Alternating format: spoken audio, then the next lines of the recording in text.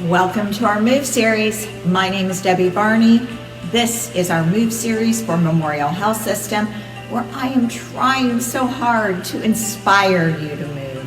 These are all things that you can do at home. You don't have to have a gym membership, although we would love to have you here, but these are things you can do at home, and they don't take an hour or 2 hours to do. And as I always say, it's about quality of life. Anything I bring to you is to improve your quality of life. So today I'm going to show you a beginner's guide to core strength. It's not just about the abs. The core is the whole way around the center of the body. The center of the body is the stability for balance. So as we mature through life, we want to make sure we maintain balance so we have freedom of movement and we're not limiting the things we do for fear of falling. So I'm going to show a core workout that can work for anybody, no excuses. All right, so we're going to start out today with a chair. We're going to use a wall, and then we are going to get down on the floor. If you can't get down on the floor, you do it lying on the bed. So the first thing I'm going to show you is holding the back of a kitchen chair. Now mine's a little bit lower than a kitchen chair. Yours will be up a little higher, which is even better for you. So we're going to stand hinged forward, not rounded back, always thinking about our posture, keeping the shoulders down and the neck long. Now, I am holding this chair for stability. My ankles are straight down from my hips. My toes are straight forward. My feet are not together. I am simply going to tip the pelvis, rounding the spine, but pulling that pelvis in, squeezing my backside. Now, take it in the opposite direction. So I'm pushing my tailbone upward. Squeeze in, contract, contract, contract. Release and push out. Squeeze in. And push that tailbone upward. Not creating too much tension in those arms, although I am leaning on the chair, but I'm not resting my full body weight against that. And tip it back. Squeeze the buns, tip that pelvis. That is getting that hollowed out feeling through the center of the body. Take it back. It's going to help to loosen up that low back as well and give you more freedom of movement. Reduce aches and pains through the low back and the hips. The more often you do this, the stronger you will become, and the more freedom of movement you're going to have in those hips and low back without pain. Pull it in, squeeze. I am squeezing from low abs all the way to the tippy top. And push that tailbone up. Get that arch in that back, that low lumbar curve. Now squeeze and pull it in. Squeeze, squeeze, squeeze. And release. And squeeze, squeeze, squeeze. And release. Always keeping space between the ears and the shoulders. I don't want to sink down here. Squeeze. And release. Squeeze. And release. Squeeze. And release. So this is working our low back as well as the front side on our abdominals, but it's also working my glutes. It's very important that the glutes are strong because that is our girdle of strength around the pelvis. So if we happen to fall, we have a protective shield there to protect the pelvis from cracking. Squeeze and release. Squeeze. Push that pelvis up. Now, we are going to pull the knee in as we squeeze, which is going to incorporate a little balance. Pull it in and extend it back. Touch that toe to the floor. Pull it in, extend it back, touching that toe to the floor, lengthening the body. Pull it in, squeezing, extending it back. So I'm tightening the back of my leg or my hamstring and my glutes or my bottom, keeping space between the ears and the shoulders. Pull it in, extend it back. Pull it in, extend it back. One more this leg. Pull it in, extend it back. Now change legs and pull it in, rounding that spine, pushing it back, toe to the floor, lengthening the body. Round and pull it in, extend and squeeze the glutes. Round, tip that pelvis, pull it in, and extend it back and squeeze the glutes. Push those shoulders down. Pull it in, and extend it back. Pull it in, squeezing, and extend it back and lengthen. Pull it in, extend back and squeeze, lifting that rib cage, pushing those shoulders down. Pull in and extend back. Pull in and extend back. Now, for those of you who are moderate to advanced, you might think, this video is not for me. But let me tell you, during your day when you don't have time to do a full-blown workout, your back's bothering you, it's Christmas season around here, and standing on our feet a lot, baking, shopping, wrapping, that low back starts to bother you. Just grab the back of the chair and do a few of those, and you won't believe how the back pain releases. Your back will relax, you're gonna feel much better. All right, one more in this position, and now we're gonna take the knee across diagonally.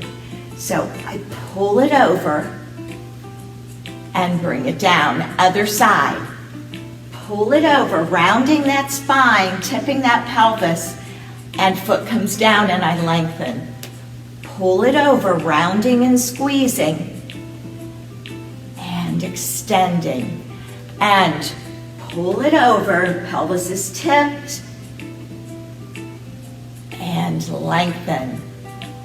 Pull it over, and lengthen. Pull it over, and lengthen. Tipping that pelvis, hinging forward. Now, lengthening the spine, lifting through the rib cage and pushing the shoulders down. Squeeze and extend.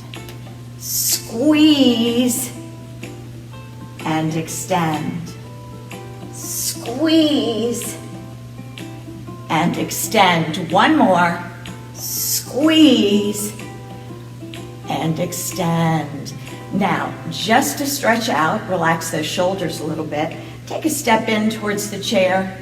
Place your hands on the seat of the chair, lengthening those hamstrings. Feet stay flat on the floor. Bend your right knee. Oh yeah, you can feel that. Breathe. Don't hold your breath when you're trying to stretch. Straighten that right leg. Bend the left knee.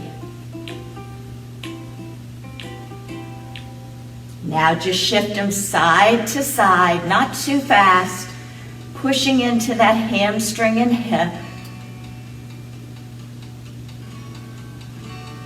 And if this is too much with your hands on the seat of the chair, you could do it up on the back of the chair as well.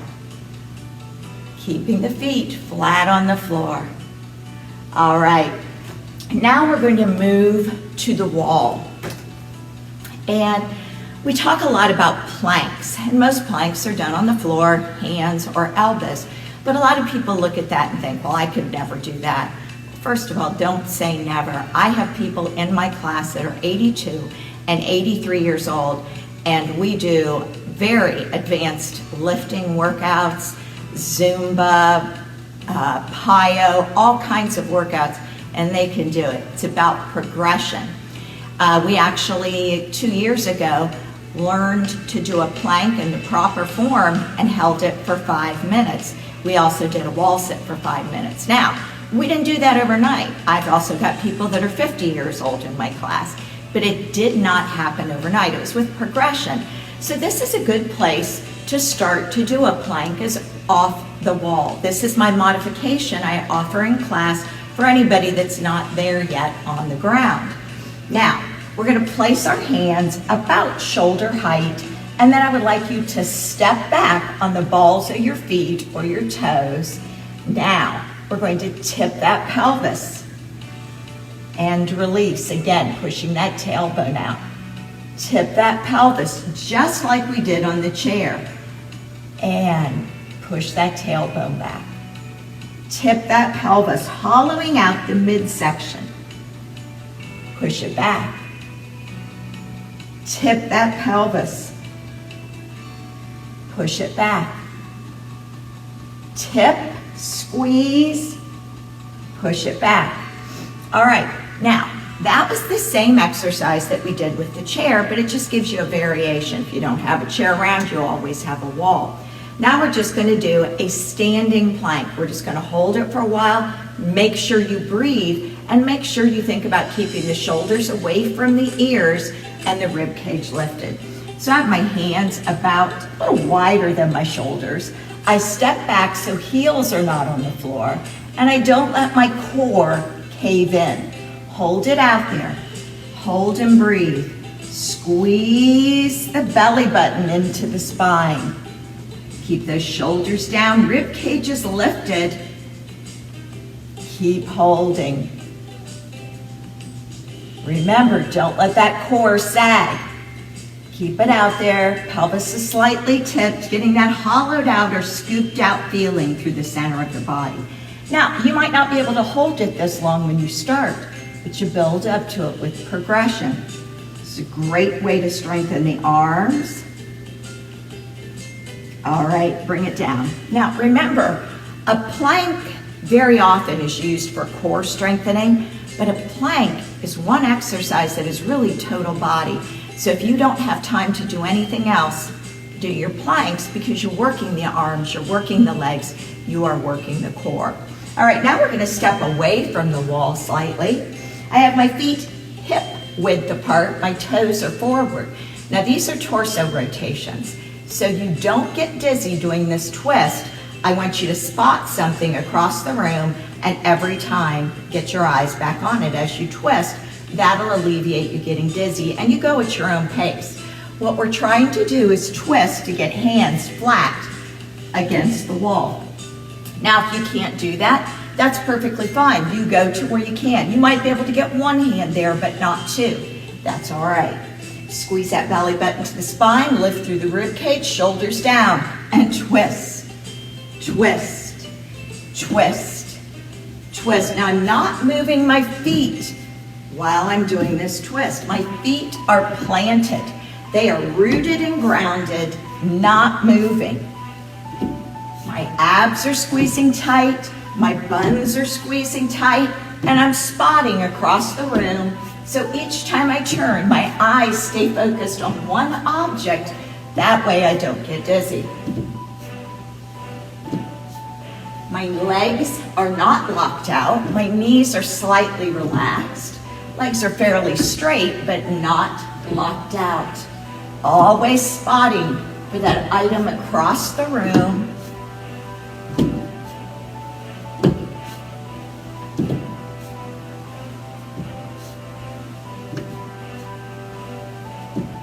All right, shake that out. And you can tell, you can feel that in your arms as well. Of course, we're feeling it a little bit in the legs too, but you do you, baby. If you can't get both hands flat against the wall, get one there and just bring the other one around. You will be amazed how quickly you have that ability to rotate that torso to get both hands flat against there. Now we're going to put our hands on the wall and we're going to step cross. Step, step, step, step. So I'm crossing the midline of the body, twisting through my hips, and my foot is turning on the floor. This is working the core, front side, back side, and sides of my body. Pick it up, twist. Pick it up, twist and step. Make sure you're breathing.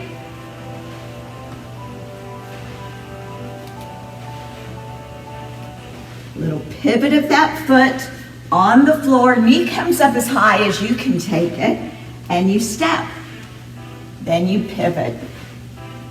All right, you can feel that in my arms. Again, now we're gonna go down to the floor. If you can't get to the floor, you can do this on your bed. All right, now, a lot of people say that they can't do crunches. They have back issues. For some reason, they're not able to do that. So I'm going to show you what you can do lying in bed or on the floor, but you don't have to do a full crunch, but you're going to get some benefit out of it. So we're going to lie back, roll those shoulder blades under, palms are up, knees are bent, feet flat on the floor. Now, I have kept my low lumbar curve, which means that I can slide my hand under my waistline. But what we're going to do is we are going to get rid of that curve by tipping the pelvis. So I tip the pelvis. Now I have no space between the ground and my back. Now I release. Now I do. That's what I want you to keep working. Squeeze the buns, tip the pelvis. Squeeze the abs, that pelvis tips. Try to keep the upper body relaxed. Face, neck, arms. Push that low lumbar curve into the floor.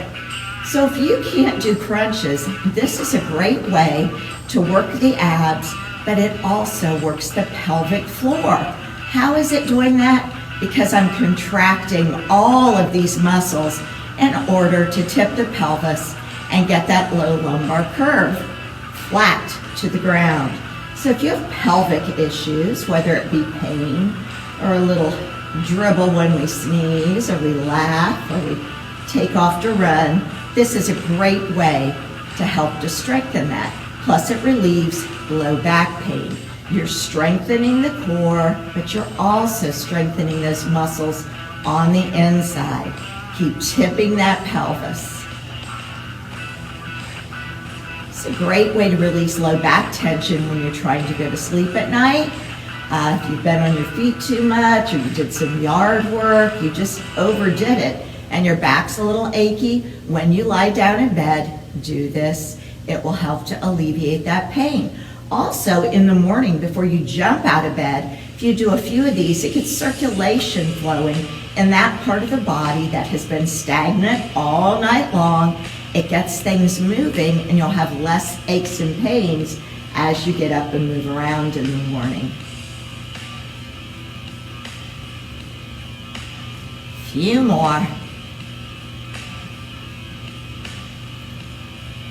All right, now I want you to extend those legs out, cross your right ankle over your left ankle.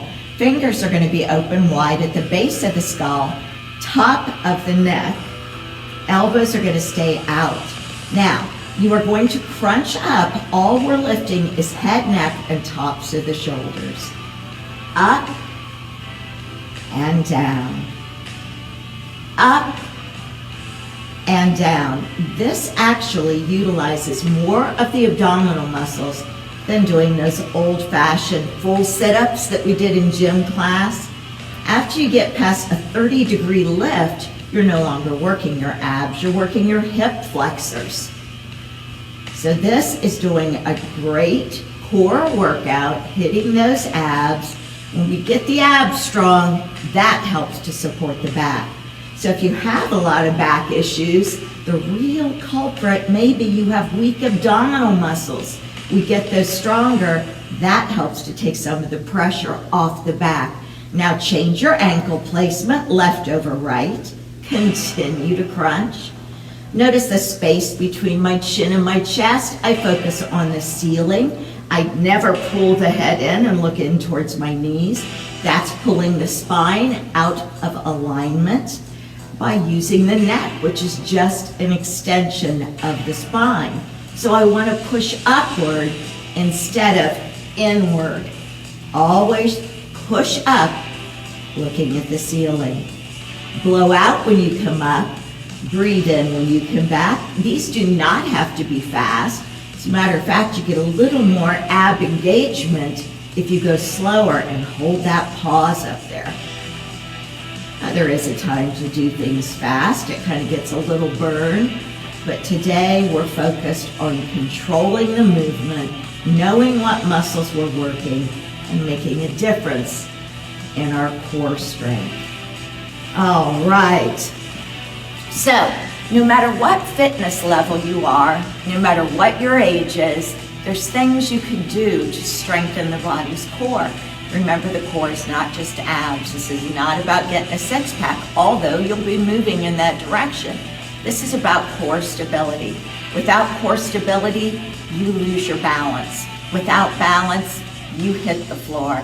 And who knows what injuries could happen from that. So we need to make sure we keep our core strong.